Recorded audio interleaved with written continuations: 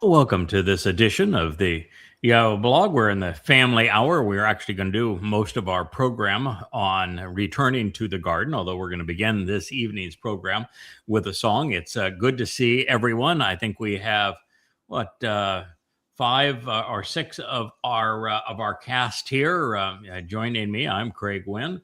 We have Dr. Jeff in the house. Dr. Jeff has been part of the covenant, and we've been together now. We're probably over 20 years.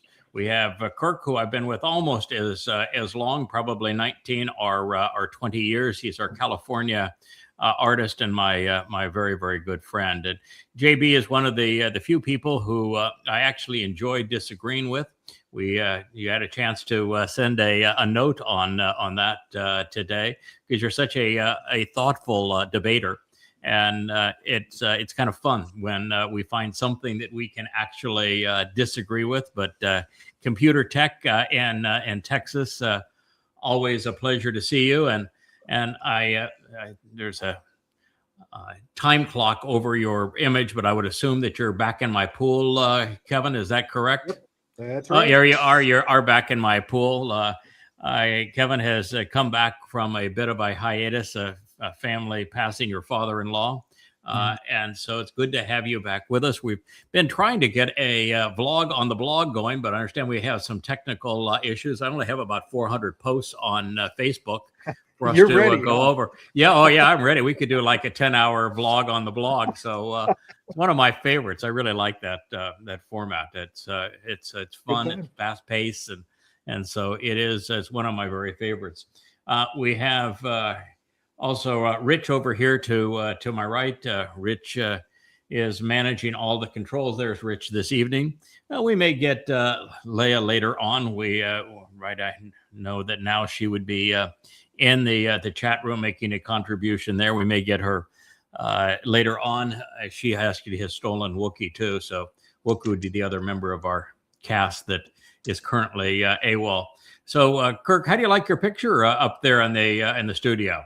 I like it very much. Thank you. Yeah, isn't that great? I think it's really been appropriate here in this recent series, because you've got the old man and the sea, and this is the old tree and the sea, and we're talking about the old goy who is representing that tree and the garden, the tree of knowledge. And, he's pretty well rooted and old and gnarly and weather beaten, but, still standing strong and by the sea, which is symbolic of Gentiles, which he is an observant foreigner, and growing out of the rocks there. It all worked pretty well, I think. Yeah, that's a coincidence, but it's a heck of a good one. Yeah, it's perfect for our metaphor. So what I'd like to do is we'll start first with Leah's, I can't even say most recent song, because she has shared another song with us that is probably even more powerful in its lyrics. But this one is really good, and we'll do the next one next week. The story behind this song, as she shared it with me, is that we have most recently received a showering of new and enlightening information. We're learning at a prodigious pace, much faster than ever before. I would say that it's exponential, in the sense that we've learned more in the last 2 months than we learned in the 6 months prior to that, and more in the 6 months prior to that than in the year prior to that, and certainly more in the last year than we did probably in the 10 years prior to that. We've been at it now 24 years, so the pace has really accelerated, which is kind of what you'd expect. You build a solid foundation, and it's just much easier. Kirk, I think when you started your glossary, it's each word was slow initially, but as you build a foundation, and you come pretty adept at it, it's much faster. And JB, as you translated, the more you translate, the easier it is to translate. And I actually find that if you go back and go over material you've been over 3 or 4 times, the insight that you can derive the 4th, 5th, 6th, 7th time from it is much greater than the first time through. So we are developing this increase in enlightening information. And Leah's always been fascinated by the two women that are presented in the Torah account. There's always a good woman and a bad woman, and both are presented often and in different ways, excuse me, using different metaphors. And that she began to look and notice how Israel's long and embittered history with Yahweh sort of resembles her own. It's just like Dode is symbolic of Israel, the good and the bad of Israel, just as he is symbolic of the covenant. Leah looked at her life and said, it's a lot of the things that she's gone through are reflected in the life of her people, of Israel.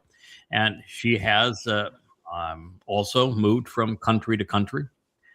She has loved the wrong man, which is also something that Israel has suffered. She has been abused while trying to remain sane and grounded. Again, something she shares with Israel. She has at times been pulverized by life. And on paper, her life looked good, even great. But in reality, she would say that life was like drinking a fine wine and having it taste like vinegar in her mouth. And so she could not find the missing flavor, the remedy for what she was tasting versus what she was actually consuming. And she wanted to enjoy the fine taste of wine again. And she claims that, and I'm grateful for this, that Yada came in like a charging bull. He's not very timid. And her life was transformed. And to hear her say it, she said that she's better for it, and the rest is history. So she wrote this song about the runaway woman and how when she encountered Yada, it brought her back to sanity, brought her back to a safe shelter, back a life that was full of flavor and worth living. I'll just share a few of the lyrics with you before we play the song. She wrote, she was removed from the land. And boy, is that ever true of Leah and of Israel. She went chasing every man and in fate unkind. She played the field. She was wild, a woman lost, nowhere left to go. She was, of course, the runaway woman, and she was playing a deadly game. For those that don't know, Leah is really, I think, other than Israel, I think she comes in second to Israel for the most time to actually be a runaway bride. She did it. She did it 5 times. So, you're definitely looking at your watch if you're at the altar waiting for Leah. But Israel has her beat in this regard. So the runaway woman playing a deadly game, tossed and torn and caught in shame. She bowed her back. She roamed. She strayed. But Yada's come round and has showing her the way. So she danced with the shadows. She kissed in the night. She got fooled and used till she lost the fight, bent and broken, but still wild as fire. None could tame her. None could shame her. So she is this runaway woman. She was lost in her dress worn thin. Dode reported where to begin. Yada stepped in, the king's own friend, to bring her home. Love's bound to mend. So this is the introduction to her song. I think we'll play it now, and you'll have a chance to listen to it. It's a beautiful melody. The graphics are also lovely, and the lyrics tell a story, and it's a story that plays out in the life of Israel.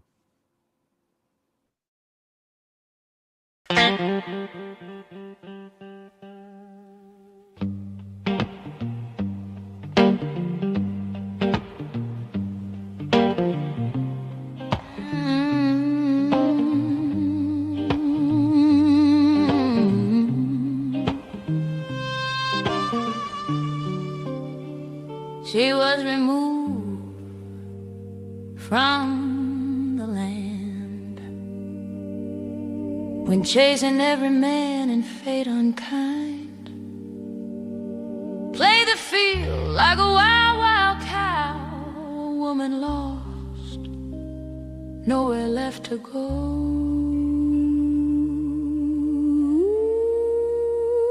Runaway woman playing a deadly game, tossed and torn and caught in shame.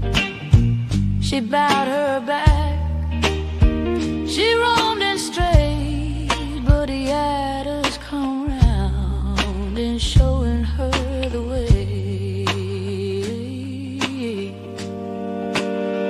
She danced with shadows, she kissed the night, got fooled and used till she lost the fight. Bent and broken, but wild as fire. None could tame her, none could shame her. Oh, runaway woman, playing a deadly game, tossed and torn, caught in sin and shame. She turned her back, said she'd never stay, but he had us come round and showing her the way. When all was lost and a dress worn thin, Dad reported where to begin. Yada stepped in, the king's own friend, to bring her home love's bond to mend. She knelt at the throne, head and heart lay bare, the zikaron in her hand, I lay there.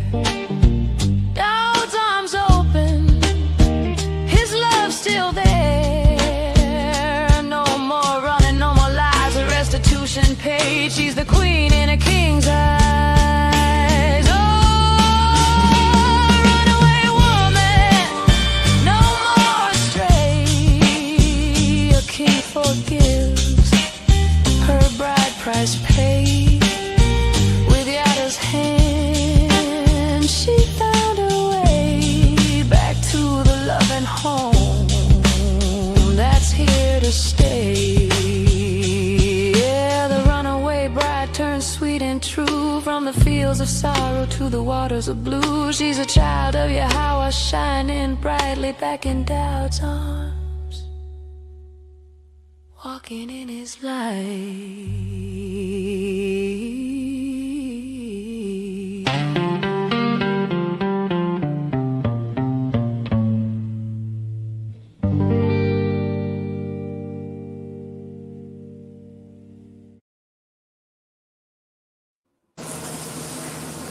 Goodness, Great.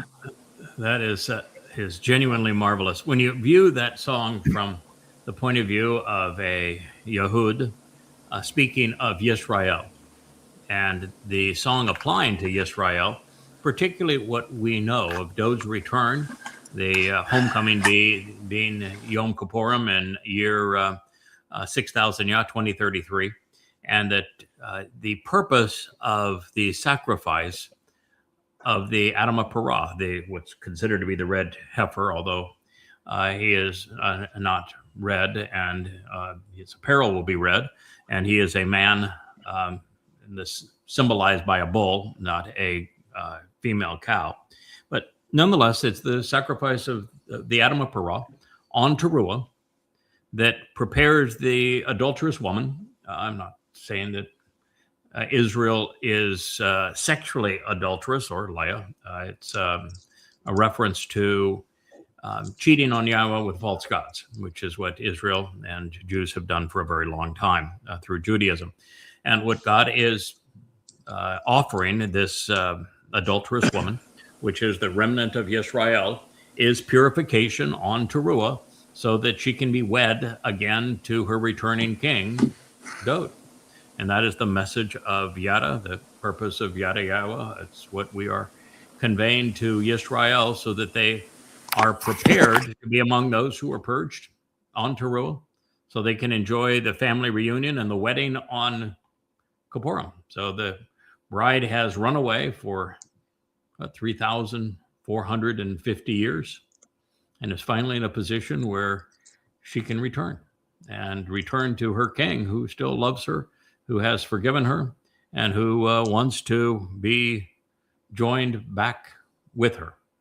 And I think in that light, it is really It's really a marvelous song. We have lost our friend Kirk. Maybe we'll get him back. He was the reason we were a little tardy getting started today. We love Kirk. Technology isn't Kirk's strong suit. It's not really mine either, but that's not a criticism. But we will do our best to get Kirk back as we proceed. With that backdrop, I do want to return to where we were at the conclusion of our last program on returning to the garden. And by way of introduction, God's story comes full cycle. We are going to return to where we began.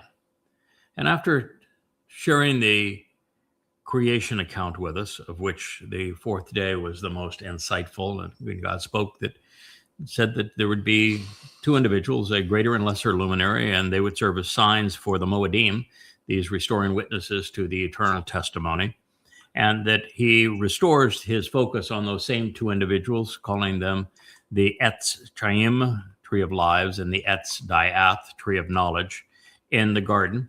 And in this story, he tells us about what went wrong with his relationship with Adam. There's Kirk. And the relationship with Adam was not good.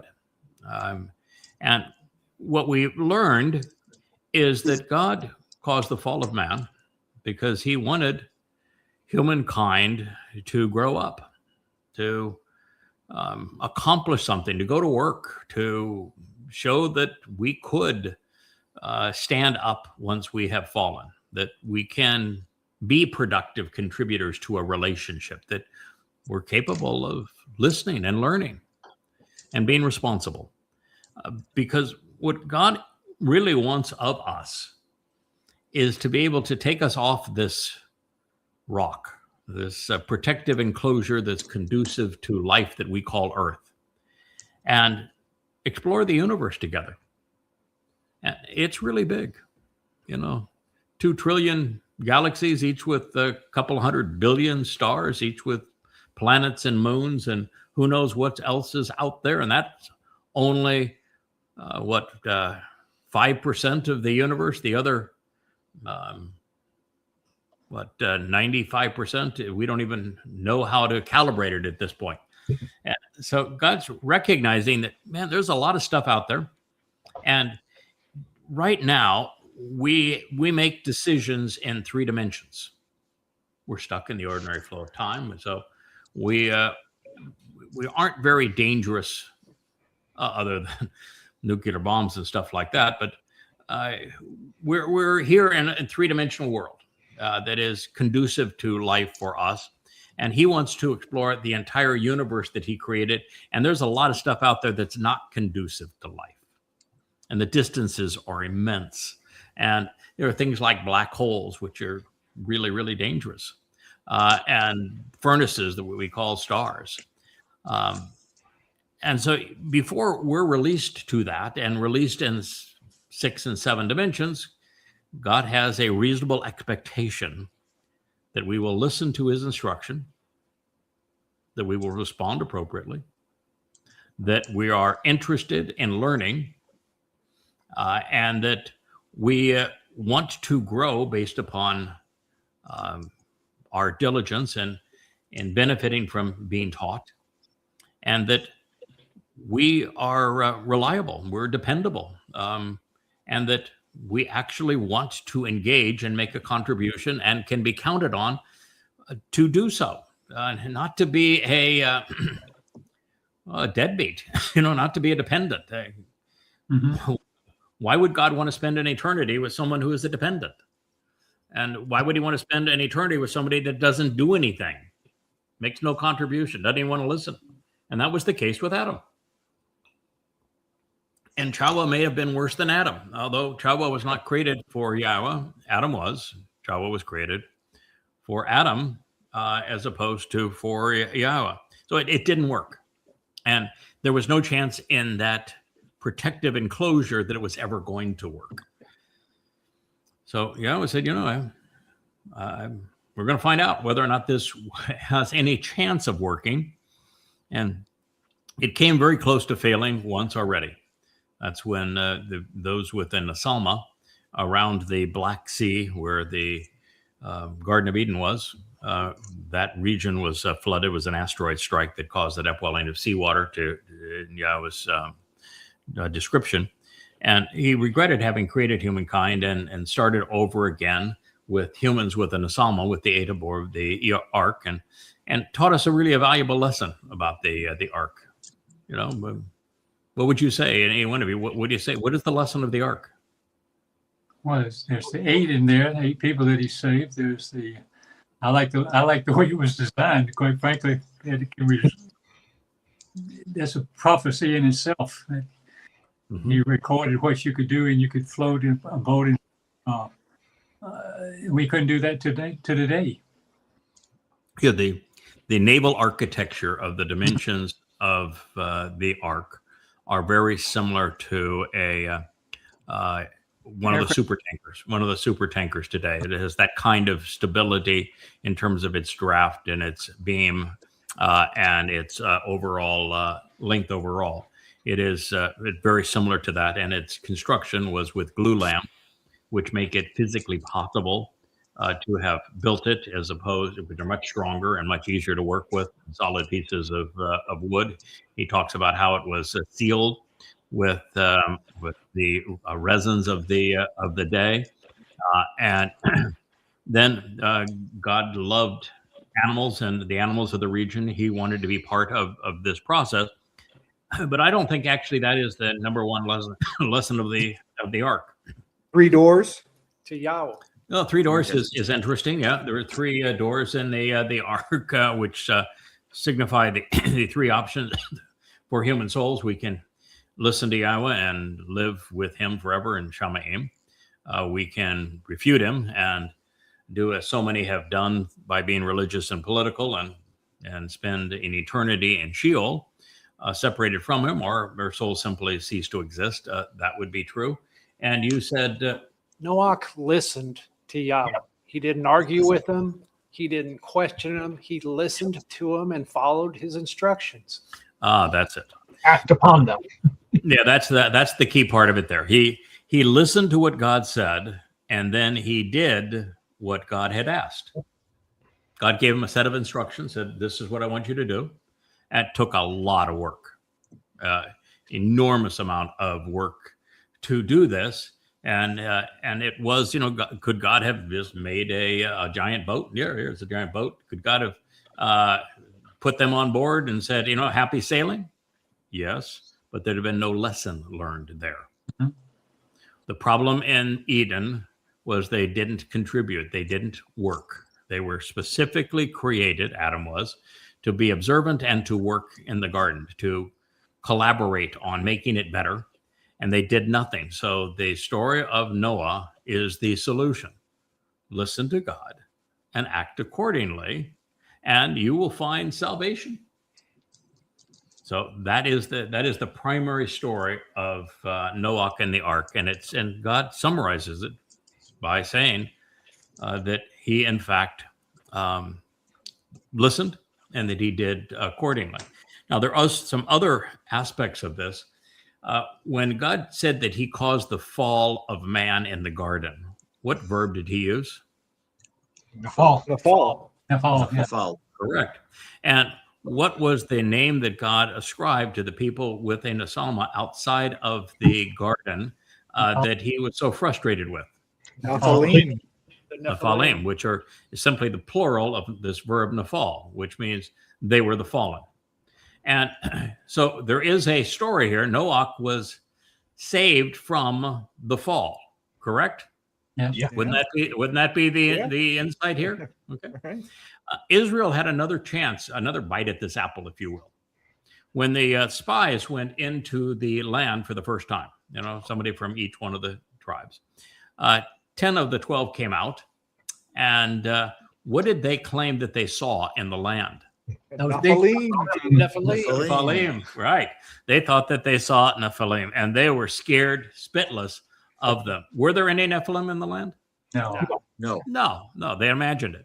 And so they, just like the religion, you see men turned into gods and religion. That's what they saw in the land. And And God says, so you've chosen to fall right here on your faces, and that's why there's going to be a pile of corpses right here as a result of what you have done. So there is another lesson in God caused the fall of man, and then he showed us the way to resolve that problem with Noah, who listened to God, did as he requested, and actually did some work. Mm-hmm. Right? So there's a beautiful lesson there. There's another lesson in the ark too. How many humans were aboard the ark? Eight. Eight. It's kind of an interesting number, isn't it? It appears in a lot of different places. One of the places that 8 is celebrated is which one of Yahweh's 7 Moedim features 8? Sukkah. Sukkah. Sukkah is the one. Yeah. And by being 7 days plus an 8th day, what's the message? Eternity. Yep. Yeah, eternity. So, what does God say that He is going to do on Teruah relative to the conditions that we're witnessing now on a planet that is destroying itself? What did He say He's going to do on Teruah? He's going Wash to it all away, clean it up. Clean it up and do what? Oh, return it to the Gan Eden. Return Return the it same to condition. God. Exactly. He says He's going to return the earth to the Gan Eden. So on Teruah, He cleans it all up, gets rid of all the religious trash and conspiratorial trash and mother goddess trash and religious, political trash, militant trash, all that kind of stuff. All goes away. And He restores the earth to the conditions that are experienced during Eden. And He doesn't let us into Eden on that day because, well, there'd be very few people that would go back in, and the people that would be qualified to go back in actually were the ones that wouldn't need it.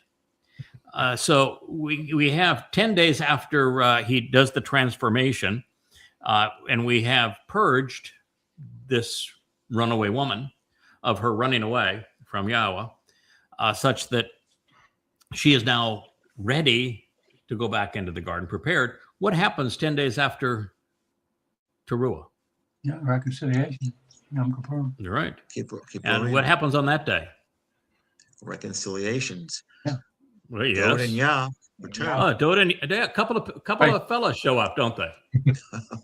Could arrive. Big event. Yeah, big event. It's Yahweh, and some projection of Yahweh anyway, is returning with Dod. Dod is the big honker on this day because the way that Yahweh works, He always chooses to work through a person, and God's person is Dod. And so Dod is king. He's returning with Dod. Dod's seat of honor will be as brilliant as the sun on this day. Oh, by the way, what is Dod's throne? The ark. The ark. It is. The Ark of the Covenant is the mercy seat. The Ark of the Covenant, Kaporth, happens to be Dod's throne. And it's going to be as brilliant as the sun on this day and Yahweh's presence. Does that mean anything to us? Anything going to happen with the mercy seat on this day? It'll be anointed. It will be. With what? Blood. The blood of the bull. Blood of the Adam of Parah and also of And the the goat. Oh, yeah, that would be Yada Elia. and Elia. Guy's got a couple of guys. Got a couple of guys for everything. So Dod's going to do what he did as he's depicted anyway, when the Ark of the Covenant is brought back into Jerusalem, and Obed-Edom, a man from Edom, is responsible for the conveyance of the Ark back into its proper place under the tent of the restoring witness at this point on the Temple Mount. And Dod is then going to anoint it with the bull's blood and with the blood of the goat, the bull for himself, the goat for Israel. Pretty much the story of the Torah, right? Pretty much, yeah. And he'll be dressed as the high priest, just as he was in 2 Samuel 6. He'll also be, the rest of him will be dressed ready to go back into Eden, because I was wondering. that is the next step. Part of this whole process is you can't be right with God if you're uncomfortable being exposed to His presence. I mean, that's the message of the rest of Dod being in the altogether wearing nothing but a very, very big smile. He was exceedingly comfortable in God's presence, and that is precisely what is required of us if we're going to return to Eden. All right, so 5 days after Dode returns and he's betrothed again to this runaway woman, that's why it was a good song here. What happens then? They have to learn. They're cleansed, but they're not educated. Well, yeah, but and so the cleansed and uneducated remnant of Yisrael and a remnant of Goyim as well are allowed back into the garden on Sukkah. This will be the 7th of October in 2033, year 6000 Yah. They're allowed back into the garden at that time. And why then, what's going to happen then? Why do we have prophetically 7 days plus an 8th day? And why is it Eden? What's the story all about? What is the prophecy of the Garden of Eden that replicates itself with Sukkah? And how do we know that Sukkah is synonymous with the Gan Eden? So let's begin. Why is Sukkah synonymous with the Gan Eden and our return to Eden? Sakak, the verbal root, sakak. That is correct. Sakak is the verbal root of Sukkah, and Gan is based upon the verbal root of Ghana, and both of the verbal roots say exactly the same thing: sheltered, protected, covered, and therefore this protected and sheltered garden is where we are going back to, and God has made it very clear that he's returning the earth to the conditions of Eden during Teruah. And since Sukkah and Gan mean the same thing, it's obvious that's the date that we're being led back in. What was in the center of Gan Eden that might be there again? Two trees. Two Tree of trees. life and the tree of knowledge. Yeah, a couple of trees. Yep, the Eth of Chaim, lives, and the Etz of knowledge. Why would it be called lives? Why, everybody wants to say it's the tree of life, but it isn't. It's the tree of lives. Why would it be the tree of lives? 3 lives. Dode had 3 lives. Well, Dode has 3 lives. That's true. We get two lives. That's right. That's right. That's right. Because the remnant there is, if they're deemed worthy of the tree of lives, and we're going to talk about what would cause them to be worthy of the tree of lives, then they will get eternal life with Yahweh, and they will be released from this sheltered enclosure that we call the earth, and to explore the universe with Yahweh and inheriting it from him. So for them to do that, there has to be, the other tree has to be there, doesn't it? Mm-hmm. Yep. Knowledge. Tree of knowledge. And the tree of knowledge is described by Yashaya in the 11th chapter of Isaiah as whom? Yada. Well, He children. is, the Joder. Joder. Yeah, the Joder is. He actually says it's the Etza Diath, which is the tree of life. So the 7 of the 7 spirits of Yahweh, 2 of the 7 are Etza Diath, and the others all contribute to that. And so the Joder is the tree of lives, of knowledge. He is called by Yahweh throughout as para, productive. And God says that he grows from the Adamah. Have we mentioned anything that would be associated with an Adamah para? Productive, yeah. Yeah, that is the bloody red man of the earth, who is a productive bull that is sacrificed on Teruah to make it possible for these neophytes to enter the Gan Eden. And so the idea is 7 plus 1 is the way the Sukkah is set up. So you have the 7th millennia of man's existence from the garden. And that would be from year 6000 Yah, 2033, to 3023, 1,000 years later, where in this protective enclosure, we have 1,000 years working together. And God says there'd be 8 of us that are responsible for this. There's 8 specific people that are harvested on Shabuah, that are reminded of on Teruah and again on Sukkah. that there's 8 of us. It's actually the Choder plus 8, who are going to be part of plucking the fruit off that tree and feeding it to this mortal remnant in a way that prepares them to be like Dode. Yeah, make good choices. Yeah, to not only make good choices, but to work, Yeah, to be observant, to listen, You to always- learn, to become reliable, to show themselves to be interesting and worthy of being released from this rock of life to travel the universe with Yahweh. We have 1,000 years to do that. And as many of the remnant of Yehudim, Israelites, and Goyim who capitalize on what we're offering and teaching, and we're teaching more than just knowledge, we're also teaching a lifestyle of what it means to work, what it means to learn, what it means to fall and get back up again, what it means to be wrong, and then when you discover something that is correct, moving on with what that's correct and then building upon it. Doesn't mean you have to wallow all over but if you look at Dode, when he was wrong, you don't find Dode wallowing all over it or apologizing or rewriting his Mizmor. You just find Dode growing from it, say, well, it was great. Let's move on from there. So it's 1,000 years to get that right.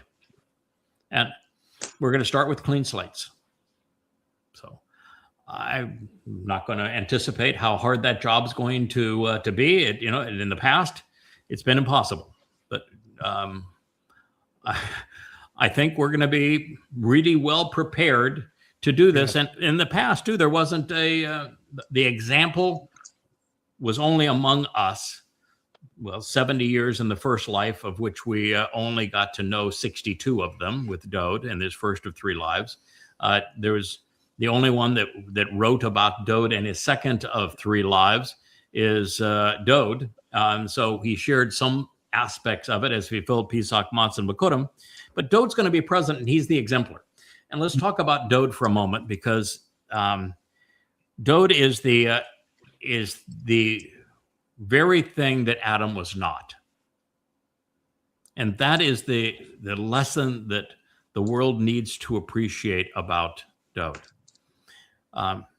Adam did not listen. Dode did. Adam did not learn. Dode did. Adam is not shown engaging in conversation with Yahweh. Dode did. Adam is not shown doing anything and making any contribution. Boy, is Dode ever the exemplar of that. I mean, he unified Israel, captured Jerusalem to be the heart of Israel, reclaiming its natural heart, acquired the Temple Mount, wrote the lyrics to about 100 Mizmor and Mashal. So he is the ultimate lyricist and writer, teacher in that regard. The national anthem, if you will, for the covenant. He defended Israel on 66 battles. And that's a man who's doing his work. He engaged. Busy boy. And Dode is the perfect example because he wasn't perfect. I should say he is the ideal example. And the ideal example to Yahweh is not to be perfect.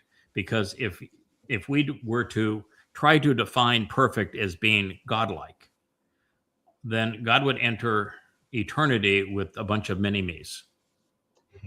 What would he need? Why even go through the human experience for that? Right. And No, you know what no, else? And there's nowhere to go but down. Right. And if you've wanted a mini, if as a person, you want a mini-me, go talk in front of the mirror and see how long you can talk in front of the mirror before you're bored with yourself. Right? Yeah. You can make it a house of mirrors. You could be surrounded by mirrors and have microphones all over echoing what you're saying. It's really, really boring because you're not adding anything Yeah. to reflect yourself. That's So one of the this myths idea that's of go ahead. that's one of the myths that's perpetuated in Christianity, perfection. And the Mhm. mistranslations also, that you have to Yeah. spotless lamb. Yeah, it's Tamim. The spotless, perfect lamb. Is there? You're a medical doctor. You've seen a lot of people, right? I certainly have. Have you ever seen a perfect one? No. No. Have you seen some imperfect ones? Yeah, usually the question you ask sometimes is, what brings you here today? What's wrong with you? But many of my patients, you have to ask them, what's right with you? What do you understand? What part of you is working? So, The other fact that that Adam did not is when he made a mistake, he owned up to it. absolutely beautifully. Adam immediately took, not me. Not me, man. It wasn't my fault. She gave it to me. In fact, Yeah. it's your fault. You gave her, You gave she her gave to me, you. so it's your fault. And then she gave it to me, so it's your fault. that's a great point, JB. Accountability. I've never Accountability. heard once where Adam or Chawa took responsibility for anything. Dode did, man. He manned up. Mm-hmm. And when Yahweh said more than any other attribute of Dode that he was Sadak, right? Mhm. And he was vindicated and vindicating, and yet Dode said, I have more flaws than I have hairs on my head. Is there any chance that God is looking for perfection? No. No, did God say, this is my chosen one? This is the man that I'm calling my son. I'm saying I am his father. I'm anointing him as the Messiah. I'm bringing him back as king of forevermore. He's going to be Elion in my presence. He's going to be the very influence of God. And yet he wasn't perfect. Because God's not looking for perfect. Because, well, if he was, he'd be really lonely. And he'd be bored out of his mind if he actually got it. Yeah. So he was never asking for Adam to be. Adam was not thrown out of the garden for being imperfect. No, just do something, guy. God, do something. Make a contribution. Show that you can think. Yeah. Show that you're reliable, so that if you do make a mistake, you can own up to it, right? And he didn't. Dode did. Dode engaged. He made a contribution. In fact, you can't have a better there is never been a more wonderful, loving, courageous contribution than a man saying, I know what I should do. And what I should do is I should come back in the second of third lives in year 4000 Yah 33 CE, and I should serve as the Passover lamb. Wow. And I'll let my body be killed as the Passover lamb, and then I'll do the hardest thing ever. I'll carry everyone's guilt into Sheol, and I'll deposit it there, and then I'll become the living embodiment of what it means to be Bikorim. And only then is it appropriate for me to return as king forevermore and lead this remnant of Yisrael, because, well, clearly I will have earned it, and I will have earned their respect. It doesn't get any better than that. It's the greatest gift bequeathed upon humankind. It is. And was Dode able to come to that by divine download? Hardly. No. And as a matter of fact, every time we read about it, it was Dode who said, I want to do this, and that he convinced Yahweh that it was the right thing to do. Mm-hmm. Now, I'm positive that Yahweh recognized in choosing Dode that he had this in him, and that I think he recognized it would happen. I'm always cautious, though, in not doing what so many want to do. They want to pretend that God knows everything. But if he knew everything, this whole experience would be a waste of time. Yeah. Yeah. He specifically has to know how it all ends up. Otherwise, we don't get there. But the way we process it and get there has to be entertaining for him. Otherwise, there's no point to it. So I'm not certain that I'm certain he didn't give Dode the download. I know how Dode figured out that he should be the Passover lamb, because I figured it out for him. And if I figured it out, he could figure it out. And so he made that, he listened to God. He thought about it. He manned up. He said, I'll do this. And he did. And he did the hardest thing of all, I think. I don't think the hardest part was actually serving as the Passover lamb or going into Sheol. You know, I think the hardest part was, what do you think, Kevin? Oh, I was going to say matzah. I going into Sheol with matzah, I think would That's the thing that would scare me. Anything else, I think I'd be okay with. But what do you got? Yeah. I mean, well, I agree that that's by far the hardest part, and you're going to go into a black hole, and you're trusting the set apart spirit that has been on you, part of you since you were 8 years old, and you're trusting that set apart spirit to keep you safe and to release you ultimately from Sheol. But I mean, I'm going to tell you, the idea of having your flesh ripped off your body by Roman flagellum and being spit at, and then being tortured on the most excruciating form of death known to humanity, that's no walk in the park. No. I actually think the hardest part was him having to witness what he was going to do 1,000 years before he did it, and then write about it. Can you imagine writing about the pain of crucifixion and the anguish of going into Sheol, and witnessing it and writing about it 1,000 years before you would endure it? Mm. Wow. I mean, somewhere along the way, wouldn't you say, I mean, maybe we come up with a different plan? You think that, You have an al- if I write it is there an differently, alter- does it happen differently? Yeah. Yeah, is there an alternative to this plan? Actually, it's a brilliant plan. It's such, I'm sure Doe didn't say that, because it is really a brilliant plan.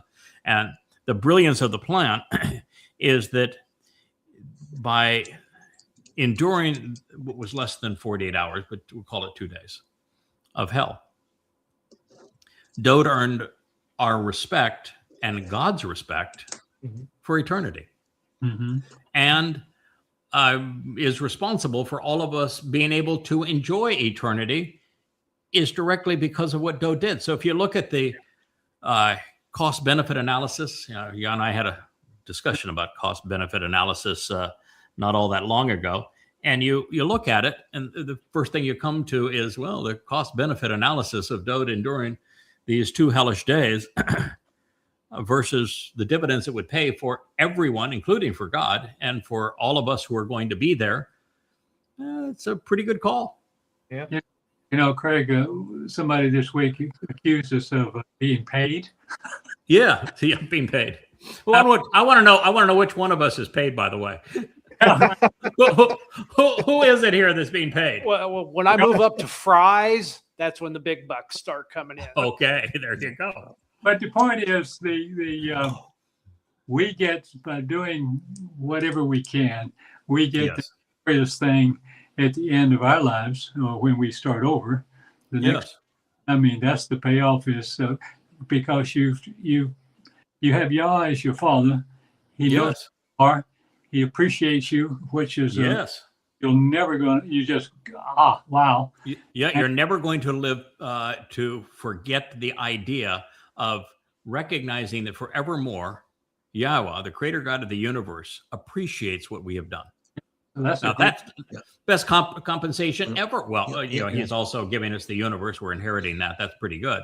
Yeah. But we also get the satisfaction of knowing that every single person from the Dode's time all the way for the next 1,000 years, every single person who gets to spend an eternity with Yahweh and gets off this rock will have done so because we decided that we wouldn't be like Adam, that we would listen, we would act, we would learn, we would engage, would make a contribution. And it's that contribution that, just as Dode paid the price, nobody knew he paid the price until we shared it. And so we get the satisfaction of knowing that every eye that you look into forever, those people are there because of what we have done.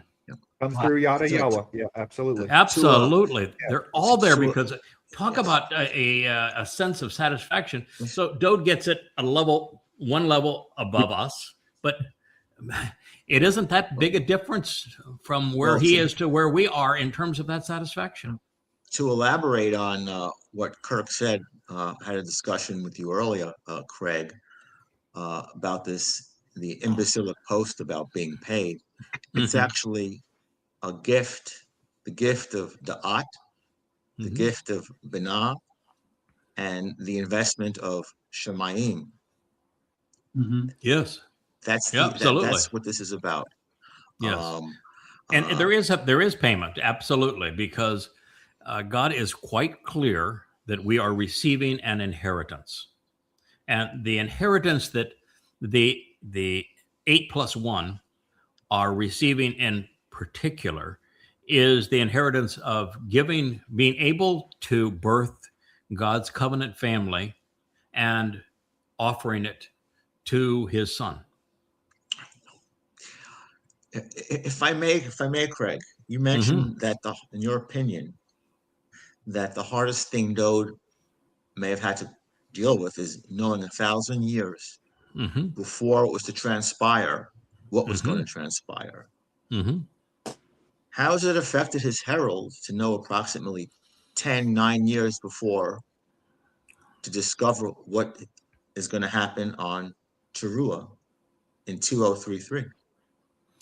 Yeah, it was it's sobering, is what it was. It was humbling. It was sobering.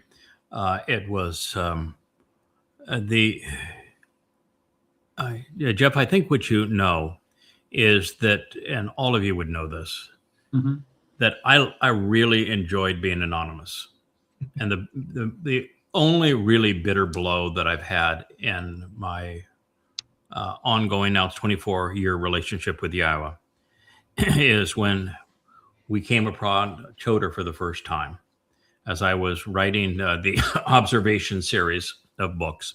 And when we came upon Choder, it was obvious who God was talking about. And now we know, because he's also the tree of life, so it's even more obvious now. And at that moment, I realized I'm not going to be anonymous. And the reason that was such a bitter pill, people clamor for fame in this world. But I had known what it was like to be famous, because I had taken 2 companies public. I lost my anonymity and became a target. And I lived in my second company when I took it public in a small town, Charlottesville, Virginia, where the University of Virginia was. We had by far the most people employed at my company. It's called Value America. And you couldn't go anywhere without being known. And being a public figure is really uncomfortable. I mean, I had a 14-page cover story in Business Week written about me. They didn't get anything right other than spell my name, but it doesn't change the fact, as a public figure, people can say whatever they want to about you to fit their scenario. And it's blistering. It's a horrible experience. If God had told me when we first met, by the way, you're going to do this, and you're going to be a public figure in doing it, I probably would have done worse than Moshe did, and just walked away and said, "Nah, you got the wrong guy here." So that was a bitter pill. I will tell you that. And then you get to the point where there's hundreds and hundreds and hundreds, countless hundreds of these affirmations. And somewhere along the way, it's just, you need to man up. God, what you have to say is that God expects more of you than you thought you had to offer. And he's trusting you to do this. He's going to give you the people to support you, and you're going to get it done. It needs to be done. And this is the job, and just man up. It's a limited period of time. You can do this job. And I was good with that after a while. And then I'll never forget when I was reading back in Yeshaya about this, now the 17th chapter, coming to appreciate more of what it said, and there was Parah there. This tree is fruitful. There's Parah. I said, "Oh my God." Leah was with me, and she says, "You know what this means?" I said, "Yeah, I know what it means." And just immediately, we went to Numbers 19, the Adam of Parah. It means you're it. And then it wasn't that moment that I realized how brutal it was going to be. But now I've read the prophecies. I've seen the event. It's every bit as brutal as what Dode endured. And so your question was, how does it make you How do you respond to that sort of thing? You're being asked to do that, and we actually are not being asked. You're not, Dode volunteered and sold God on the process. I stumbled upon it. Part of the process, I'm sure, is that my role isn't as important as Dode, and it's okay that I stumbled upon it. But I did. I just stumbled upon it. To answer your question, it took a long time to get here, and I apologize for telling the story the long way, but I don't know of any other way to give it meaning. No. But my initial response was twofold. One is I felt a sense of calm that God would have enough trust in me that I would actually do this. That to have God write you into the story that way and say that, this is something exceedingly brutal, and God thinks you're capable of doing it, or he wouldn't have written the story this way, because you can't flake out now, man. You this is the way the story reads. So my first response was, wow, okay. If that's what you think of me, then I need to live up to that expectation. And the second response is that the moment I read that, my life changed for the second time. It changed when I read Choder, and all of a sudden, now this wasn't just opportunity, it was responsibility. And when you read that you're going to make the sacrifice that's going to purge the final remnant of Israel, and then you're going to be part of the team that teaches that remnant so that they can get off this planet and live up to God's expectations, the next thing that strikes you is give it your all. Don't cheat one moment. Give it your all. Start early, finish late. Do this as diligently as you possibly can. When you get to the end, you want to be able to look God in the eye and say, "I did. I gave it my all." The reason I mention this, Craig, is I think it's important for covenant members and non-covenant members and anybody with two neurons to realize what this mission entails. Mm-hmm. Also, how you were cultivated from a very young age, just as Moshe was, mm-hmm. steeped in Christianity, mm-hmm. value America. Mm-hmm. Then you went into Islam. Politics. Yeah, and then we started in Islam. Yeah, and then that was very political too. You were just brought along, mm-hmm. and I don't think it was a coincidence the way you were brought along. And to cut to the chase is that without you, you're the fulcrum upon which the tree of lives gets accessed and realized. Yeah, no one without it. Yeah, it's not a soul knows.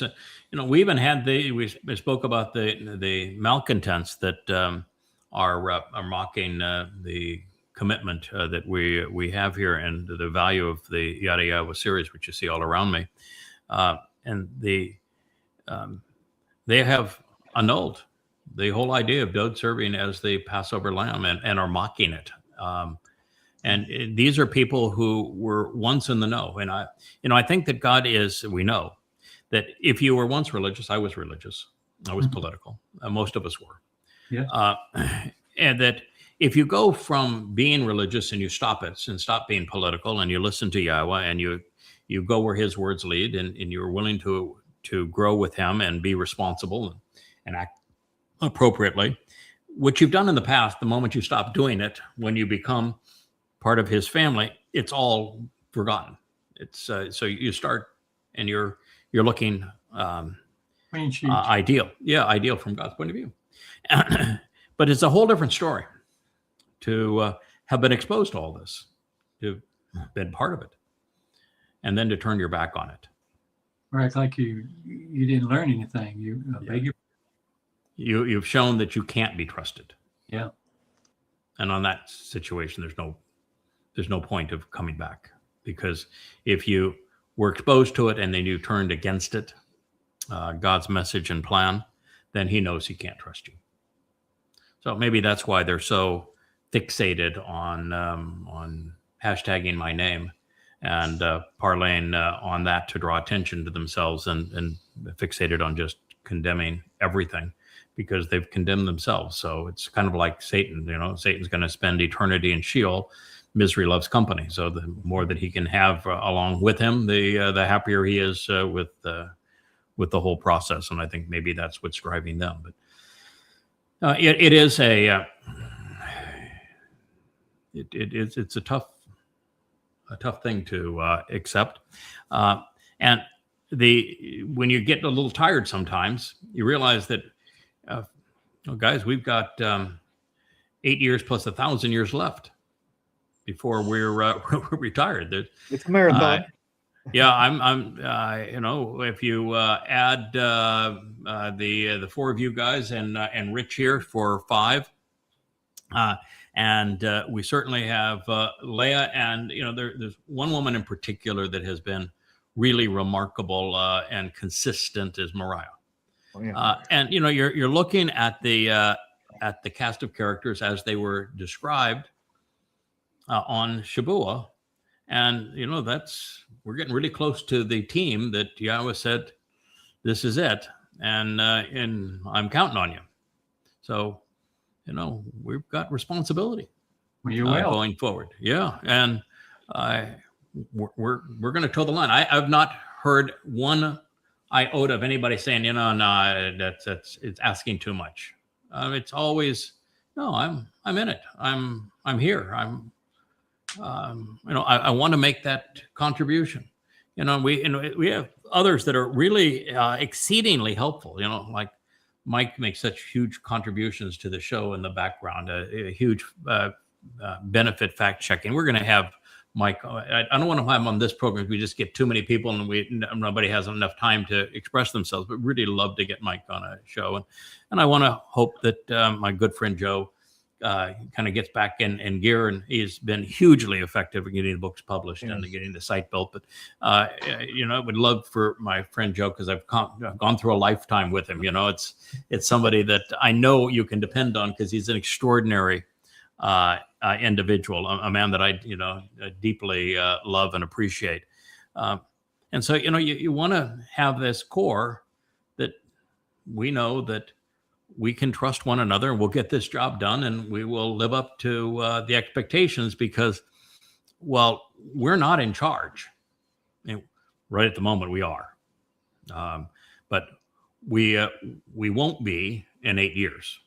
We're second tier, and boy, is that ever an advantage. Sign me up now. So we go and we become the second team under Dode, but Dode's no dummy. He learned from the best. Yahweh delegates everything. Mm-hmm. You're really good at delegation. Dode's going to delegate too. So this is what we'll be expecting going forward, and it is a marvelous job. So these two trees branches are intertwined. It's why the choder is a stem, and why Dode is called the Shemek, the great branch.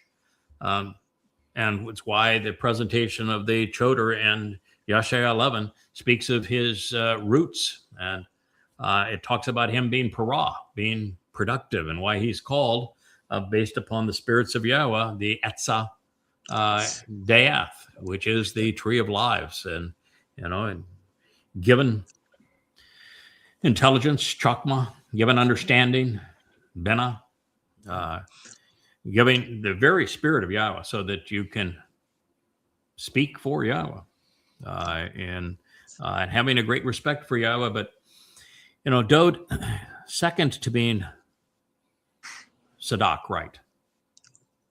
The other thing about Dode that made him special is that God's second most commonly used attribute of Dode was Gabor. Man had courage, man had character, man had grit, he had confidence. And that's one of the 7 spirits of Yahweh. It's the one that sits right neatly between Etzah and Death, is number Gabor. 5. Number 5. Yeah, you need to have lots and lots of the number 5. Ruach number 5 is what we'll call it. It's the scent of confidence. On a bull, it would be a pheromone pheromone. Leah has been studying bulls lately because Yahweh chooses his metaphors because they convey messages that he once conveyed, and the role that I've been asked to play is that of a bull, and Gabora is very bullish. It is confidence, character, being forceful. And combative when need be. And combative. Yeah, absolutely combative. Gabora is a fighter, one who engages in the battle. And so this is our calling. This is why Leah's song, Runaway Woman, is just so perfect, because we're not here for us. Our ticket's already punched. We get the inheritance. We get to spend eternity with Yahweh. Our ticket's punched. So we're not doing this for us. And other than satisfaction, we're not going to gain anything by making this contribution. But the satisfaction goes a long way. Yahweh is, he's so good about the preparation of us and then sharing credit when we do anything that's worthwhile, that he's just somebody I don't want to disappoint. Yeah, I think it was pretty remarkable, the etz and etzah, advice and counsel, tying right into etz, tree of knowledge, dayat. Yeah, and it's the just as the tree is made of paper, and these books are printed on the pulp of paper, and just as trees are productive, and there's nothing more productive in our world than words wielded wisely. They bring more fruit than anything else. It just like the tree that you draw, it's rooted in the rock beside the sea. And it is productive, and it stands up against the storms and in the test of time. In the test of time, and here we are.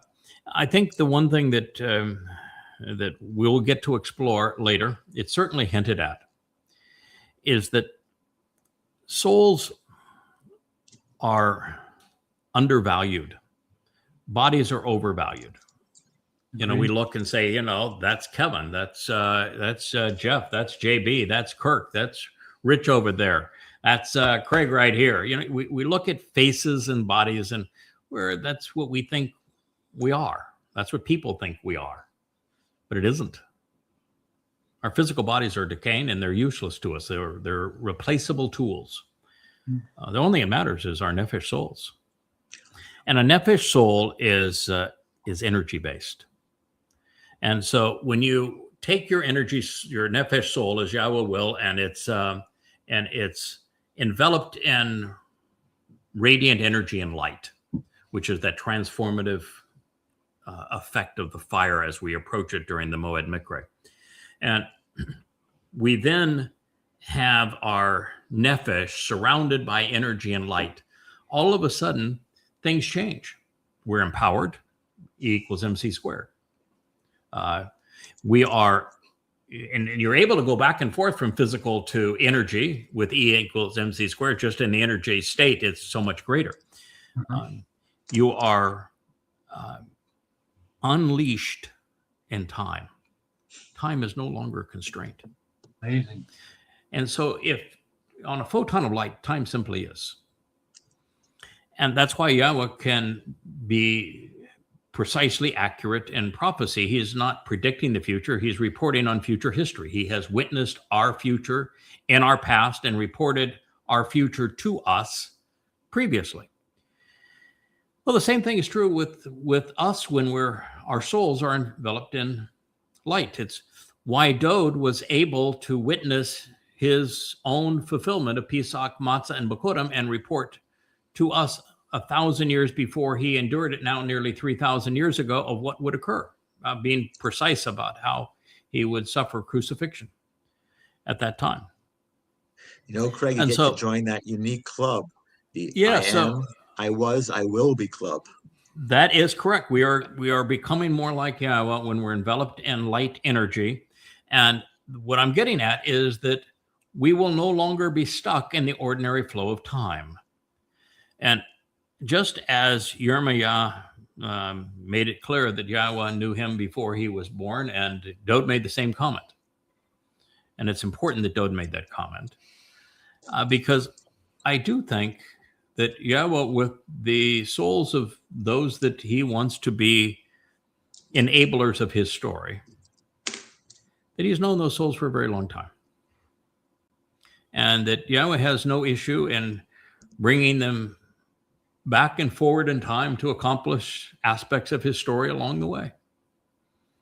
And I think that's one of the things that we're going to learn, is that God has known us for a very long time. And he has come to be confident in our ability to carry this out, and we have become confident in his ability to enable us to do so. It's a marvelous collaborative effort. And it's one of the things that I don't think most people have an appreciation of with God. And you're right. I see so many feeds of atheists trying to mock the religious God. And what they don't understand is that if God had done for humanity what he did ever so briefly before the children of Israel, which is to appear as fire in their presence and speak directly to them with their booming voice, the likelihood is that humankind would have responded the same way as the Israelites did, which is, we're scared to death. We cannot handle being exposed to you. That's just the whole story of the naked in the garden, before and after ignoring God's advice. Before ignoring God's advice, they were comfortable being exposed. Dode was comfortable in God's presence. He was comfortable being exposed.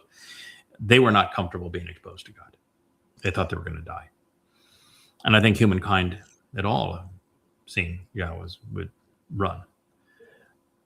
I don't think you actually become comfortable with God until you remove him from a pedestal. You don't remove him. You don't see, which you say, you don't see him on a pedestal. Mm-hmm. When you start seeing God as an enabler, as someone who is working with you, someone who is supporting you, someone is trying to help you get this done, as someone who is approachable, then you start feeling comfortable in his presence. And this is, such an essential part of where we are and what we're trying to do, is to convey that sense of confidence that we're comfortable in God's presence. We're comfortable with who we are, what he wants to achieve with us. And over the next 8 years, and then 1,000 years after that, we are going to get it done. And I'm just thrilled at the pace too that we can learn. Look what's happened these last few months. No joke. It's so exciting to be where we are and to have so many things fit together so beautifully. And yet there've been, challenges. I'm struggling from a little glitch. Rich has he was a great musician, and now the hands don't work like they once did, but It's only a matter of time. It's only a matter of time Everything's making it go. And Kirk, you're got a great smile there, but you're a little under the weather at the moment. And we all have our aches and pains. Dr. Jeff, you came out of a pretty tough period not too many years ago. Correct. Right? We've all had them, and even JB, you've gone through a rough patch here and there. Yeah. I know I have. Mm-hmm. And it's part of proving that we can get up and have the wherewithal to get going and show that we're reliable. Craig, you just described, in the loving way, Yah is just the penultimate Abba, the penultimate Mhm. Father. He is. absolute Yeah. antithesis of a Baal, and Mhm. and the ridiculousness of resurrection, the body. Oh, yeah, It's it's the just souls. Yeah, it's the soul. The whole Christian concept of a resurrected God in an empty tomb is ludicrous. I mean, the last thing you want is to go back to a body. What you're trying to do is be free of this body. The universe is not accessible to anyone in a physical body. You can't even send a physical probe out to the next star. It's just never going to get there. They're touting, well, there's, the possible that there's life on a planet kind of like Earth. Maybe we think possibly that's, 40 light years, or maybe it's 20 light years. Okay, well, that's 400,000 years to get there at the fastest we could possibly go, being exposed to cosmic rays all the way. And oh, by the way, people don't live 400,000 years in their present bodies. So what on earth are you talking about? Why even discuss the possibility that it's out there when you can't get there? And so long as we got physical bodies, we have to get rid of these things to be able to soar with Yah, which is why the whole process that God is offering is so marvelous. And that's the payment. That is the reward. That is, and we're not doing it for the payment of the reward. We're actually doing it because it's the right thing to do. Yeah, it's fun too. And, It is fun. Yeah. I love learning, the translations, and then when you get to now in real time, we get to share. Yeah. It's really cool. That's my favorite part. I know, JB, I told you that when you started translating, that you'd probably find the same thing I did. You can't just present the translation. People have had access to the material for 3,000 years, and it hasn't made a tinker's damn worth of difference. It's what you can learn from it that matters. And as soon as you've done the translation and you've seen insights and made connections, the part that's burning in you is to share it. Yep. First thing you want to do. The first thing you want to do. And it's your job is not complete until you have done it. And that's the joy of the whole thing. And that's actually what God is looking for. He's looking for us to have this sense of adventure through his words now, and his willingness to engage. And, all the way through, he is constantly calling Moshe and Dode, for example, these are my coworkers. That's the thing I was trying to get to a moment ago, is that God is not going to be this big booming voice to get our undivided attention and perform a bunch of miracles, because if he did so, he would be undeniable. What good is that? Then there's no free will involved. Everybody's either going to be intimidated or run away or say, well, do me. Yeah, do me. But no, he's got to prove his existence, which he does through prophecy beautifully. Then give us a roadmap as to how to get from here to there, and then trust us to navigate it. And once we find those directions, to have the compassion towards others to share what we've learned, and recognize that we have to have courage to do it, because man doesn't like God very much. Man's much more comfortable with false gods. Men are much happier listening to men lie to them than they are to have God tell them the truth. And so God has chosen, from that experience, he announced it with the children of Israel. He says, I'm good with that. I will not speak directly to you again. I will not meet with you directly again. I will work through people. And all along, he has found people that he thought was interesting to get this job done. And here we are. So, somebody wants to say, there's that whole cult out there that wants to, their whole purpose now is to say, not you, not true. They're not offering anything other than negating not you, not true. But the fact of the matter is, this was the only means that God had under the plan that he outlined to get us from here to there. And he's gone 3,000 450 years without a relationship with his people. They erased his name. They negated everything regarding his beloved son. They have treated him with tremendous disrespect. They've foregone the covenant relationship because they preferred to be religious. You know, Craig, to do what's right as opposed to doing what's popular and convenient is the bane of human existence. Yeah. Nobody in this almost 3,000-year period has done the deep dive that you have done. I know I talk about it with Leah sometimes. It's like a lazy way to do analysis of what's been around for all this time. And then It's always been there. It's just no one has done what we have done. yeah, but you need to have that Ruach number 5 in order to pull it off. Because you're going to have so many darts and arrows flung at you. It's etc. You know. Yep. And that's part of it too, because God chose the Israelites. They rejected him. He has a fractured family. He has dealt with a fractured family from the beginning. And so he has now 6,000 years of dealing with fractured family, 4,000 with Israel and 6,000 overall with humankind. And so if you're going to represent him, you can't do it without empathy. And you can't have empathy. By the way, this job can't be done without empathy. If you don't care for other people, you can't do this job, because this job takes oodles of empathy. And you can't have empathy for God's plight with his people if you've not had to endure an insider rebellion. What did Abraham have to deal with? You know, Sarah's fight against Hagar, yeah. Hagar, right? Hagar. And, you know, and the fight between Ishmael and Ishak.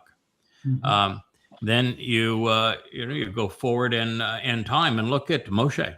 His own sister turned against him, and then his brother turned against him, and then all of the Israelites turned against him. You couldn't have a man suffer from more insider rebellion than he did. No. And then look at Daud. His son led a coup against him. His people tried to run him out of town. Their choice of king tried to kill him. Yeah. Michaela. Michaela, yeah. She said, the same thing that the mother goddess says, you're making all this up. God hasn't designated you for anything. And all of these titles, all of this acclaim, all of the things that you claim are true about you and Yahweh, you've made them all up. And no.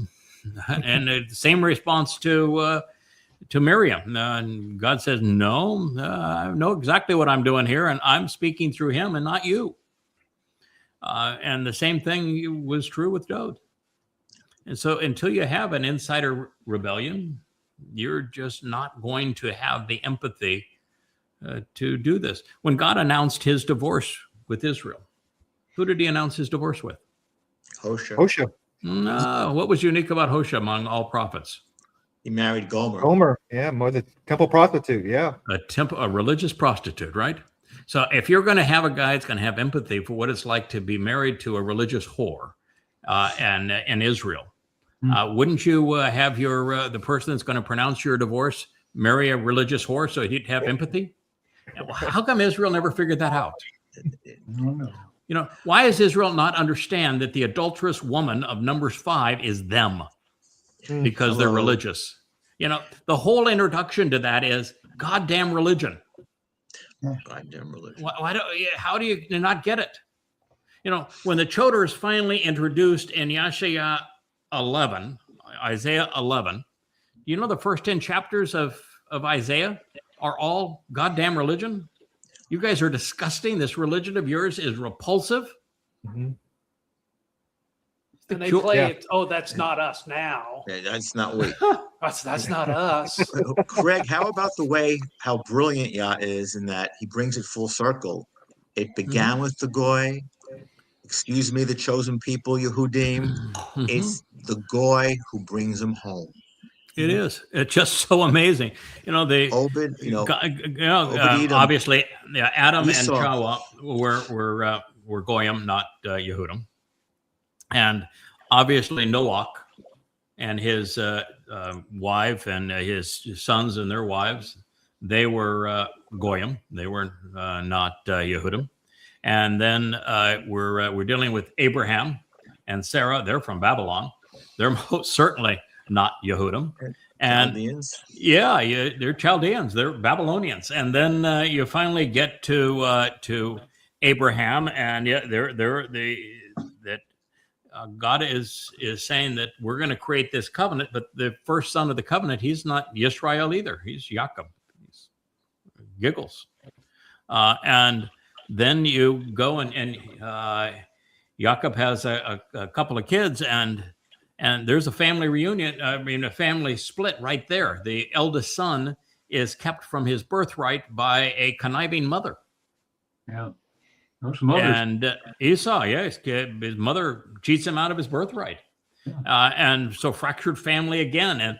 And then it's Jacob that gets the blessing. And then Jacob has the 12 sons of become Yisrael. But boy, did he ever have a fractured family. I mean, look at all of the antagonism and infighting between his wives and the concubines. And then when the kids are finally off on their own, they go and sell one of their brothers into slavery, and they go and trick the neighbors into being circumcised. And once they're hurting from circumcision, they go and pummel them and rob them. I mean, this did not start off well. And then you have the Exodus, and they all want to tell God to go to hell. We don't ever want to see you again. We don't want to hear from you again. We want to be religious. We want to go back to Mitzrayim. It's been nothing but a disaster. But you're right. Every person in God's story, early in the Torah, all the way through, you get to the point of Jacob. And Jacob himself is not a Israelite either. But it's only his sons that are called Israelites. And so everybody prior to that is a Goy. Yeah. And the Israelites were chosen for the covenant, except for one thing. They didn't choose God back. They didn't choose back. And God said that he searched to find a single person among the Israelites that would listen to him. And you know how many he found over this chasm of time? Zero. Yeah, zero. The last was Mikael. Not Mikael, but Malachi. Malachi. Yeah, Malachi. Thank you. My messenger. Malak, and it says Malachi would be my messenger. And so Malachi, Yoel, Yahweh is God. Zechariah, the most memorable of men. Those were the last three prophets. And after them, we have 2,500 years, and God said, I couldn't find a single one, not one. And so he has gone full circle, just like we began in the garden, we're coming back to the garden. He started with a Goy. He's going to finish the story with a Goy. I mean, and that's why he presents, the story of the observant foreigner, this Nachri.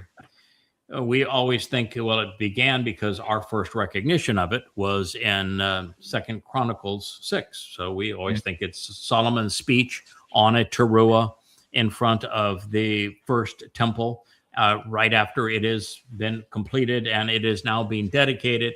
And he speaks of the role that this observant foreigner is going to play in the last days to bring Israel home. And that's what we always think that's the introduction of Hanachri, one of the most important prophecies that's given by God. But that's not where he first appears. You know where Hanachri is first introduced? In Genesis. Devarim 29? Devarim 29, that is correct. Early part of the Torah. In the Torah. Deuteronomy, the 29th chapter, is where the Hanachri is introduced, which is why Solomon did not have to explain who he was to the children of Israel. He's right there in the Torah. And so God told Israel that he is going to come full circle. The 18th chapter of Devarim, Deuteronomy, is all about Dod. Dod's the man. And we're going to accomplish this through Dod. And he even begins the Torah, the first chapter. You can't get earlier than the first chapter of the first book of the Torah, right? And he's telling you the story about the greater and the lesser luminaries. Yeah. They're both, from God's point of view, terrific. But the greater luminary, Dode, and the lesser luminary reflects his light. They both serve as signs of the Moedim, of the restoring witnesses to the eternal testimony. It's obviously prophetic of these two individuals, then the work they're going to do together. And then you turn to the second chapter. That's about as close to the beginning as you can get again. And he's introducing them again as the two trees in the garden. Wow. With Dode being the tree of lives and the lesser luminary being the tree of knowledge that leads you back to them. It's pretty darn hard to miss. And you even look at when Yahweh is communicating with Abraham, and he says, all right, we're going to do this covenant thing. And the first meal that they have together is, God says, here are the fellows that are going to make all this happen. And he has the ram, the bull, and the goat. And then all the way through Kara, which we call Leviticus, called out, when you go through the Moed Mikre, who are the characters? The ram, the bull, and the goat. And then in Numbers 15, after the children of Israel have done the ultimate blunder, and they said, we don't want to go into the promised land. We want to go back to Mitzrayim and be slaves. We don't want what you're offering us. And God said, okay, well, everybody over 20, you're dead. Just over for you. I don't want to be around you either. And then his first presentation to the under 20 crowd, what do we call it, Gen Z today? His first presentation to them is, I want you to listen up. I got three guys. There's the ram, there's the bull, and there's the goat. And collectively, those three guys are going to be the three primary symbols and three men that I'm going to carry out this story. And he even goes all the way through this final remnant. And he says, that the bull in this story, he's good for something, but not good for everything. He can resolve guilt of omission, not commission. Because God's going to already have purged the earth of the overtly religious, political, militant, conspiratorial, anti-Semitic. It's only those who are victims of those things, but not perpetrators of them, that the ash and the waters and the fires pursuant to the Adam of Perah can purge. And he tells you the whole story right there in Numbers 15. So the story is everywhere. And Numbers 11, when Dode gives up and said, God, these people are impossible. I do not want this job. Why do you hate me? Why did you give me this miserable job? Why don't you just kill me because I can't do it? God's very clear right there. I got a couple of guys. Don't worry about it. It's Eldode. Well, the Almighty is beloved, and my Dode, his companion, his friend. This is not a secret that God has laid all of this out for us, and that he described the tree of Diath as the tree of knowledge and the Choder, or that Dode makes it very clear that he is the one, and in Devarim 18, he is the prominent one who restores life, and he is the tree of lives. So it's all there. It was always there all the time. Dode's Mizmor proclaim, particularly the 22nd, well, actually the first six are overwhelming, plus 22, 88, 89, 103. They all proclaim that Dode is our Savior, and that he and Yahweh are in like mind. In the 88th, God goes all in with Dode. So it's always been there.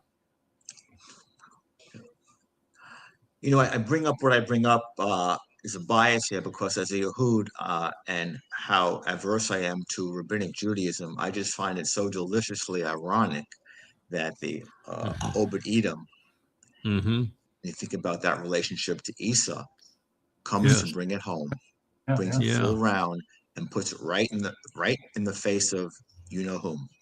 The person that God was so frustrated with and because he went off and interwed with Ishmael's daughters, and is really the forefather of what became Islam, and it's such an egregious thing to God's people. And his name, Esau, has him be the hairy and bloody red one, and which is symbolic of Rome. The Caesars are the hairy ones, is what Caesar means, and Rome was bloody red. And so, God is using that as a metaphor for this is really bad. But, the bottom line is that Esau was cheated out of his birthright, a fractured family. And by calling this man from Edom in the 63rd chapter of Yeshaya, and 2 Samuel 6, the Obed-Edom, as the one who repositions the Ark of the Covenant, and who is the one, according to Yeshaya, who saves many. The story is that it is a non-Yisraelite that rectifies the inheritance of the family that was rejected through Esau, brings the family back whole again,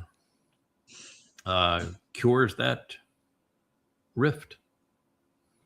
It's a marvelous way that God tells the story, and the metaphors and all the symbolism, and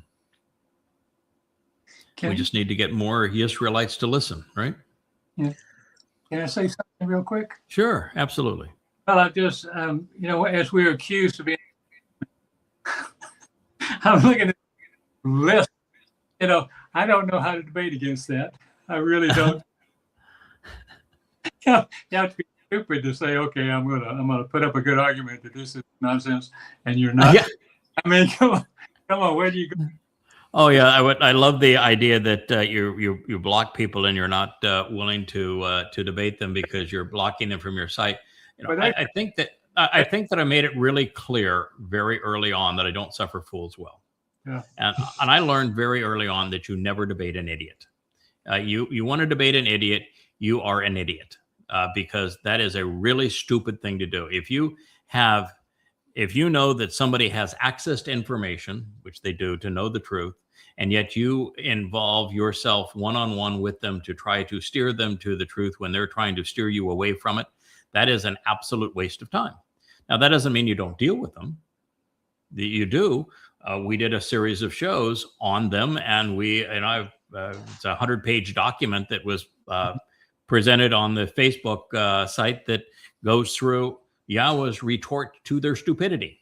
Mm-hmm. So we did counter them. Yahweh countered them. We used Yahweh's evidence to counter them, but we're just not going to debate stupid. I mean, if you're that stupid that you can go from being part of the greatest opportunity in human history to besmirching it, you are really too dumb to be around. In fact, we're not trying to win you back. We're delighted that you're gone. I don't want to be around people this malignant, this stupid. So the separation is wonderful. We'll celebrate this separation. Thank God it happened, and that they're gone, and that we have nothing to do with them forevermore. But they ought to be really careful about this idea of blocking, because I can tell you something that I have blocked, and that is their access to ever be anywhere near us, or near Yahweh, or near Dode for all eternity. Wow. Now, there's a block for you. There's a block. And God does not suffer Yah's fools example. any better than I do. It follows Yah's example. What does Yah do to deal with a leprous woman? Yeah. Isolation. Yeah. Hello. Isolation, separation. And with Miriam, who said, "Oh, I too speak for God," it did not end well, because God not only used Miriam as the example for divorce. In Devarim, when her name comes up the last time, it is as an example of divorce. That is not what you want when you're trying to reconcile a relationship with Yahweh. But the worst episode in the history of the Israelites took place at called the waters of Meribah, right? Yeah. Meribah is based on Miriam's name, is it not? Mm-hmm. Do you know how Yahweh identified the location of the waters of Meribah and why it's called the waters of Meribah? Because guess who's buried there? Oh, Miriam. Miriam. Miriam. Miriam. Interesting. The bitterness oozed right up from the ground where she was. So no, there's certain things there's just no coming back from. And this is an example. And by the way, when I saw this post and how totally repulsive it was, their attitude, just rude, ignorant, irrational, stupid, moronic. You saw that, and my first response is, post it on the site just to remind people this is how dumb people can really be. But I said, yeah, I don't want to. In fact, at the beginning of the show, I said, guys, I don't have a problem bringing it up if it comes up as an example, as a learning experience. But other than that, let's let it lie, because they don't mean squat to me anymore. In fact, I'm delighted that they're gone. But they do mean something to you. Yahweh is not going to let this lie. And for lots of reasons. One is that he needs us to have that empathy. He needs us to know what it's about, because that's the issue with Israel. That's what we're trying to resolve right now in Israel. We can't appreciate how difficult it is to resolve that fractured family with Israel without having a taste of this. So God wants us to know about it, and he wants us to know that he's written many prophecies about it, and specifically how we're to deal with it based upon how he dealt with it. So that part of it, I think, is really reassuring and enjoyable. And I love what we can learn from this, and sharing with everybody what we can learn from it, I think, is exceedingly valuable at this time. But, as a group, there's like 8 real active participants in their We Hate Craig and yada yada page. It's like, how many followers? I mean, it's just there may be 70 in the whole one group, but there's less, about a half a dozen that that like to speak out all the time. Maybe 12 total that are yes. So 70 total, and of them 8 to 12 that are active little malignant demons. Well, in their group, they're not all loyal to them either. No. So anyway, that's there's people in that group that very helpful, of the 70 that are actually helpful, because I get feedback. But it is important. I mean, God would not have told us the story of what Dod's wife, Michal, had to say if it wasn't important to God for us to know that. It would not have been important for God to expose the rift between Sarah and Hagar if it wasn't important for us to know that.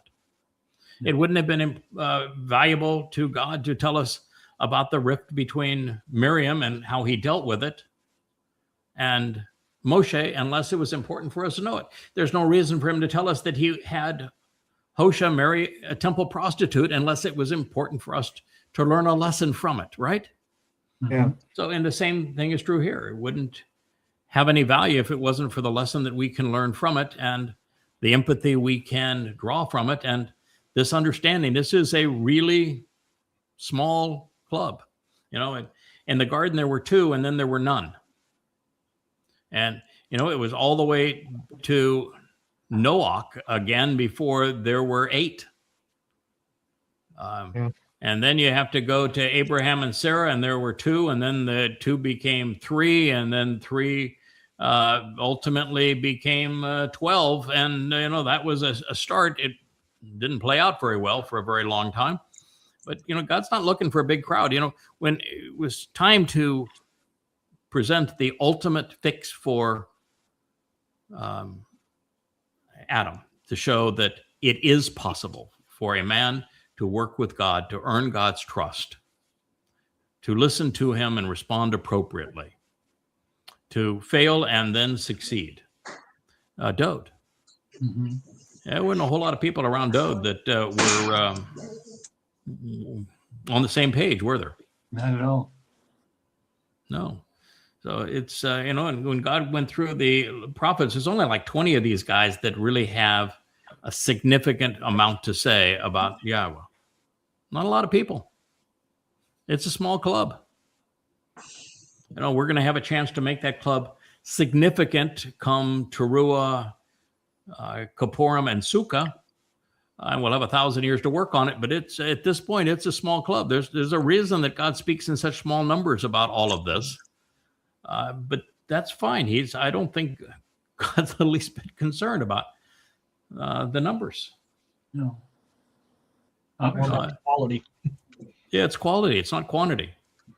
And the quality of that relationship is really ascertained more from what we learned in the garden of what Adam was not and what Dode was. It's that comparison between those two individuals that tell us what God wants and what he didn't want. And so what he wants is listen, respond, engage, contribute, and show that you are reliable by when you make a mistake or you trip, that you not only get back up, but you learn from the experience, you grow from it, and go on from there. God's looking for people that are interesting, that he can rely on, that he can trust, that he wants to share eternity with. And so we actually have the opportunity to earn God's trust by listening to what he had to say and responding appropriately and then sharing it. That is why we're here. So we didn't get to a single statement from the garden. We were headed back to Bereshith 2:9. Maybe I should read it just so that we can say we did.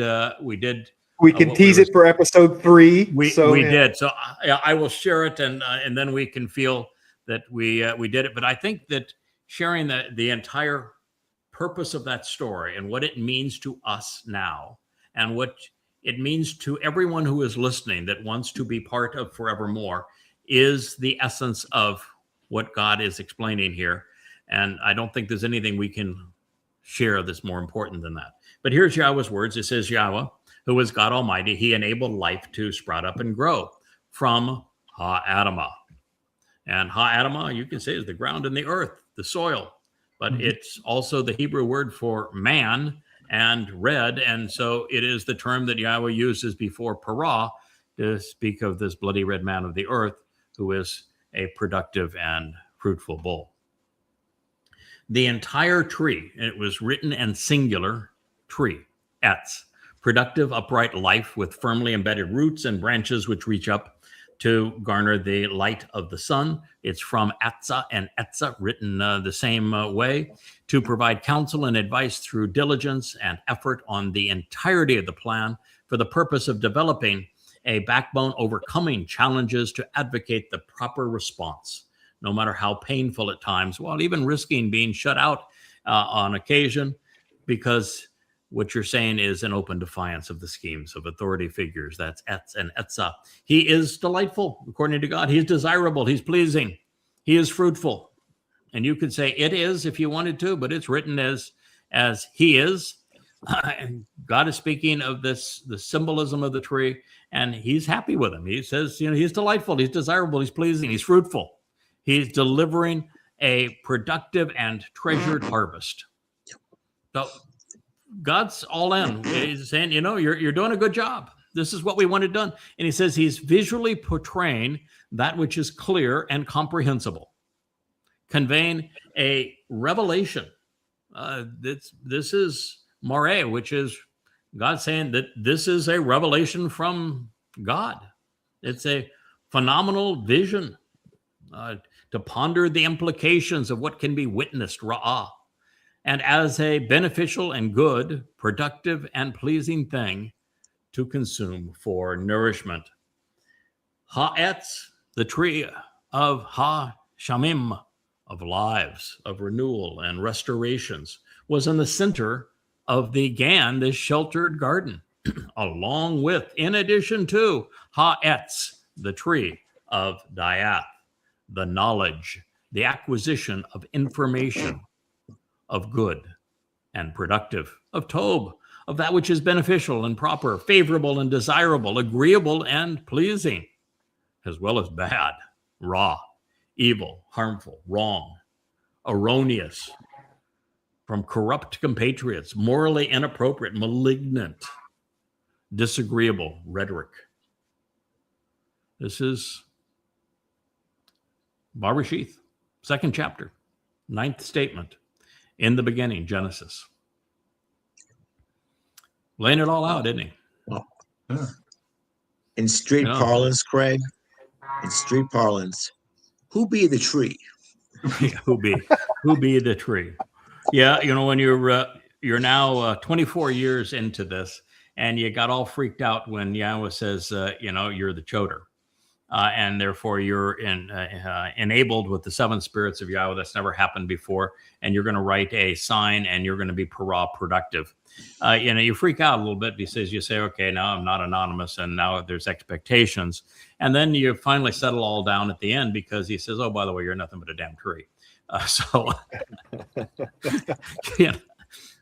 Yeah, but that's really it. The choder is a tree. He's a tree of Diath. That's what God said. And so you have to now. Who's the tree? Ask the fellow who tried to pick up and destroy the tree in Numbers 11. Yeah, Numbers. It was actually Numbers 15. I'm sorry. After presenting the God plan, his plan with the 3 fellows, the ram, the goat, and the bull. We read the story of the fellow on the Shabbat. And he wasn't picking up sticks. He was uprooting trees. It's F's that he was pulling up. And it said, what should we do? Kill him is the answer. Why? Because you can't uproot those trees, man. You grew up the trees. And you got nothing left. The tree is the answer. The tree is the one that has the fruit. He's the one that's delivering the fruit that will direct you to what you need to know to capitalize on the tree of lives. And without the trees, you uproot those trees and toss them away, it's game over.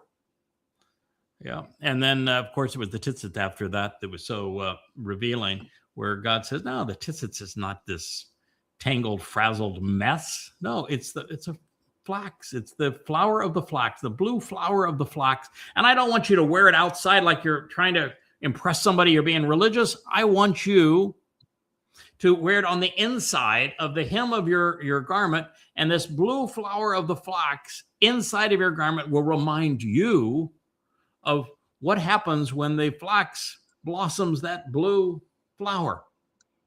What happens then, Kevin? I don't remember. Well, what happens when you're not in your head like, I'm right with you on this. When that flax blossoms that blue flower, it means it's a babe. Oh, that was easy. Yeah. We are told that the sign of a babe is not just that the barley is green and growing, but that the flax is in bloom. And so that flax provides the linen for the high priest, which is what Dode's going to wear. The blue color is shamayim, but it's the flower of the flax that is in blossom when we celebrate what Dode achieved in Pesach, Matzah, and Bikurim. And so that's why you wear that little blue flower on the inside of your hem. I've got my blue on here today, don't I? Get away from the microphone, but yeah, I've got my blue. That's the intent. It's to remind you that this is the ultimate tree of lives, Dode's fulfillment of Pesach, Matzah, and Bikurim. That's great. And we got Dode with the bubble gum and the glasses there over my shoulder. Sure. That's the hipster Dode. Great shirt, kahol v'laban, blue and white. Mm-hmm. Yes. Man, think about it from an artist standpoint. You got flax seed. You grind that seed oil. You've got the color that you're going to paint with, and then the linen is how you make the canvas. Isn't that spectacular? It is the portrait, and isn't that what the Etzah is all about? It's the first person to see the entire portrait framed and from the proper perspective that can provide counsel on the entire picture. And don't we have that picture over the opposite shoulder? Dode with the sunglasses is looking at the picture that you painted of the tree next to the sea growing out of the rocks. Yeah. Yep. And what color are the flowers that are right next to that tree? Blue ones. They were blue, aren't they? Right. Yep.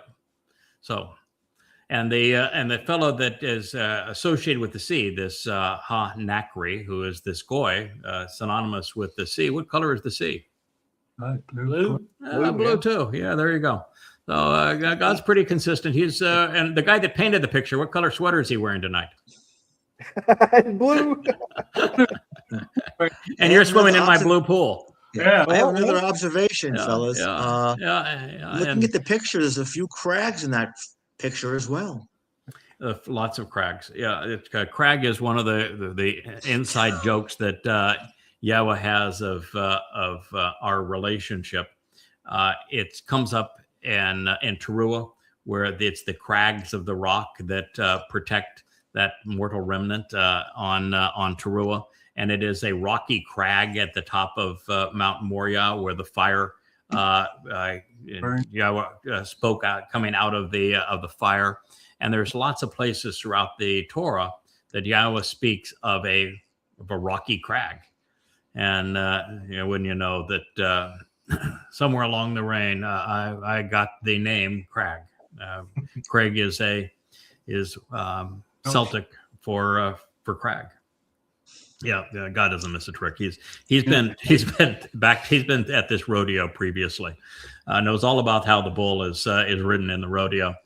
He's been there and been there, done that, and doesn't miss a trick all the way through the story. You even got the Blue Ridge. It looks like the Blue Ridge Mountains before. I'm sure there may be a different mountain, but the JB, you got blue there. The only one's missing the blue is my friend Dr. Jeff, but you got the Yahweh shirt on, so that gets it done. So we have gone the 2 hours that I said with the back today. We would not do a 2-hour program, but we survived it. We might still be able to crawl out of bed in the morning when the back has a chance to heal. Actually, it's no longer throbbing. You know that it's the evolve. Everybody's had back pain. So when the muscles try to stabilize I compressed the last vertebrae, and when you twist and you have a compressed vertebrae, then the muscles all spasm to try to protect the joint. And it's when the muscles spasm that creates the pain. And so they're not spasming anymore. It's just the irritant. And you go through the process. We've got to have some pain now and then just to know you're alive. know you're alive. To say, all right, I can work through this. This is I've had worse than this, and that's all part of it. God wants us to trip and fall. That's that might sound surprising, but that's what He wants, because without it, we don't grow. Without it, we don't get any confidence. Without it, we can't prove that we're reliable. So that's what we have. All right, Richard, I think we are done for this evening. Everybody have their compensation check. It showed up in the mail, right? The check's in the mail. Yeah, the checks in the mail. Yep. I have to declare it on my W-2, I guess. Okay. Yeah. Well, probably not. But, actually, I'll make a little pun here. On my W-Jew. Your W-Jew. Did you know? To talk about Leah's favorite line. Did you know?